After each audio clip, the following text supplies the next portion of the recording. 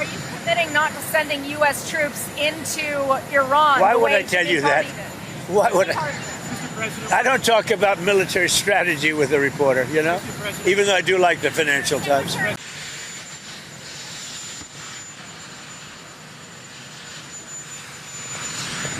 So we had great numbers introduced today. We had a wonderful speech in front of great people in Detroit, mostly in the car business, and we're setting records in manufacturing. It's going very well. I think people appreciated what I had to say in terms of the numbers. So we're very happy about that. I'm going back to the White House now. We're going to look at the whole situation that's going on in Iran. It's really bad stuff. Minnesota is going to have to take care of itself for a little while. We have tremendous theft and fraud going on in that state because you have an incompetent governor, grossly incompetent governor, and a corrupt governor. But we'll straighten that out. But Iran is on my mind when I see the kind of death that is happening over there, we think. So we're going to get some accurate numbers. I'll have it in about 20 minutes. We'll get some accurate numbers as to what's happening with regard to the killing. The killing looks like it's significant, but we don't know yet for certain. I'll know within 20 minutes. So, and we'll act accordingly. U.S. airstrikes, if it comes to that, will have the result of protecting the protesters? Well, you never know, do you? You never know. Do you think it's... So far, my track record's been excellent, but you never know. Do you think it's going to be something kinetic like that, or more like cyber? Or well, I can't tell you that. I know exactly what it would be. We have to make a decision. Sir, but I can't be. Obviously, I can't be telling you. Timeline? Yeah, timeline. Sir, Intel... Iran says that it will retaliate in the instance of U.S. strikes against U.S. assets in the Middle East. What do you say to U.S. service members about why it is worth the risk to intervene in Iran? Yeah, Iran said that the last time I blew them up with the nuclear capability, which they don't have any longer. So Iran said that the last time. They better behave. Mr. President, on Iran, do you have a message for the leaders currently of Iran? Yeah, the message is they've got to show humanity. They've got a big problem, and I hope they're not going to be killing people. And I'm going to have a report very soon. It would seem to me that they have been badly misbehaving, but that is not confirmed. So are you committing not to sending U.S. troops into Iran? Why would I tell you that? Why would I? I don't talk about military strategy with a reporter, you know, even though I do like the Financial Times. Are you consulting with our allies regarding Iran?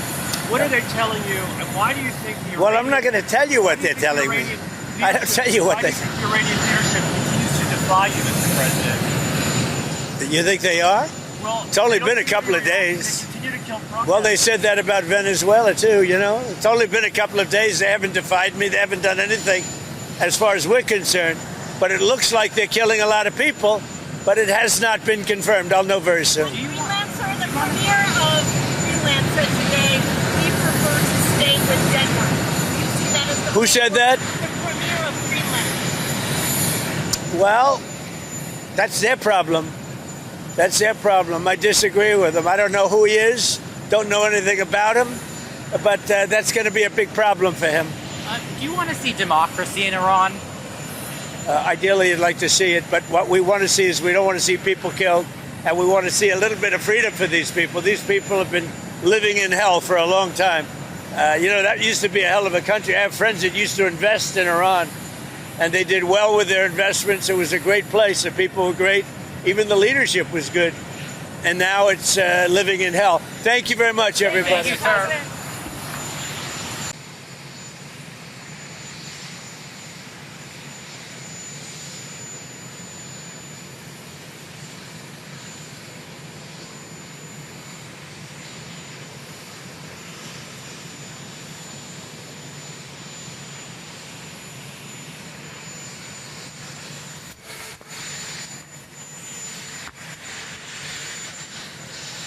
Sir, Jamie Dimon said today that it's not a great idea to be chipping away at the Fed's independence. Do you think Jamie Dimon's wrong about that?